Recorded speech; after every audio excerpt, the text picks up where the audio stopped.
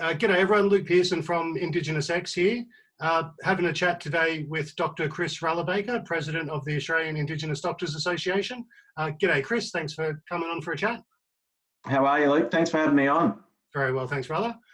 So reason I called you to have a chat today was a lot of messaging coming out around this idea of removing restrictions early, ending quarantine, everyone back to work on the basis that we'll eventually be okay because that will somehow develop a herd immunity within Australia.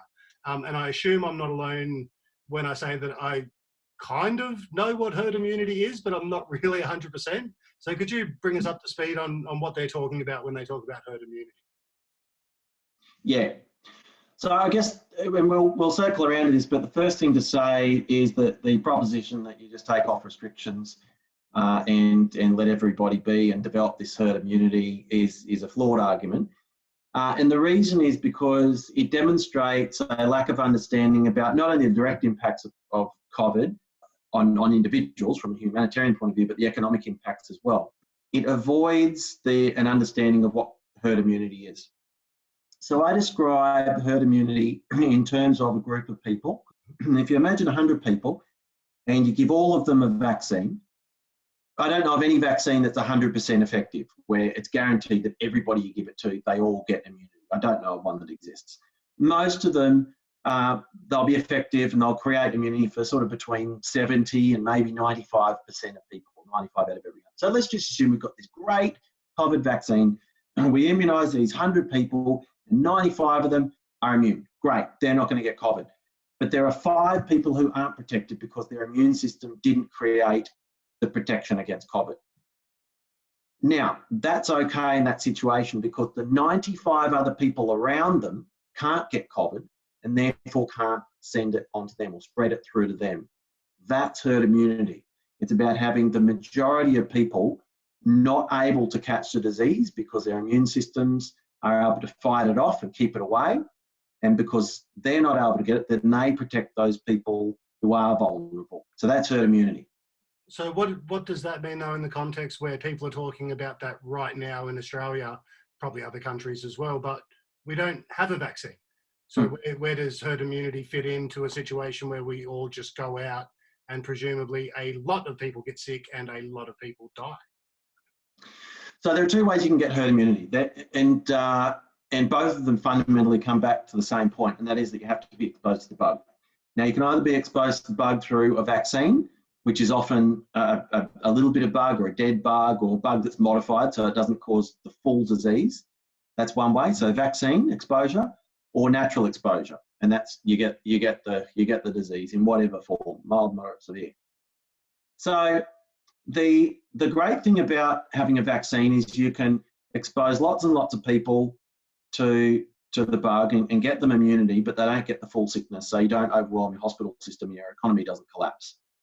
So that's one way, and that's the suggested way, is that we wait 6, 12, however many months it is until we can get the vaccine, and then we vaccinate the population, and then everybody protected either directly because they can't get corona or because of this group or herd immunity like we talked about. The other way that you can gain immunity is you just get it. You let everybody get corona. Now, yes, that'll create herd immunity, but no, that is not a good approach, particularly with corona, because it's an aggressive bug that's easily spread, and the number of people who have to end up in intensive care units or on ventilators is actually quite high. And we physically don't have enough intensive care beds in the country to cope if there was widespread population infection with COVID. So we would end up in a situation like we're seeing in the United States, where not only are the hospital systems overwhelmed in London, not only the hospital systems overwhelmed, and they're having container ships full of bodies taken out from hospitals because people are just dying, but also because of the impact overall on society and the fear and the unknowns around trade and everything, then your economies collapse. So then you have a secondary effect where people lose jobs. People can't pay for the houses, people losing houses, people committing suicide because of mental health impacts. So you have that really awful double-edged sword of not only losing your most vulnerable and the elderly. And in Australia, Indigenous peoples are in that highly vulnerable group. So not only are you filling shipping containers full of bodies, but you have that secondary effect of economic collapse. And that's why the argument by some individuals that just let it sweep across society, everything else will sort itself out, is a flawed argument. Not only from the humanitarian point of view, but from the very pragmatic economics point of view. So I guess, you know, when we're looking at the multiple perspectives coming, and a lot of us who might not have that healthcare background, you know, we're hearing one, you know, it's not that bad to begin with, it's a massive overreaction, or the lockdown stuff. Other people saying it's not an overreaction, but we need to end the lockdown anyway because the economy is too important.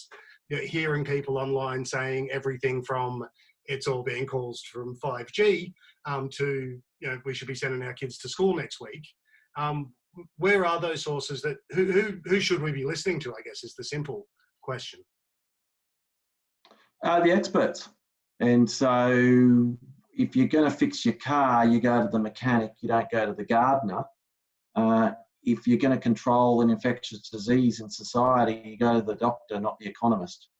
And my advice to people is listen to those experts, listen to the medical profession, and official government messaging as well, which is based on medical advice.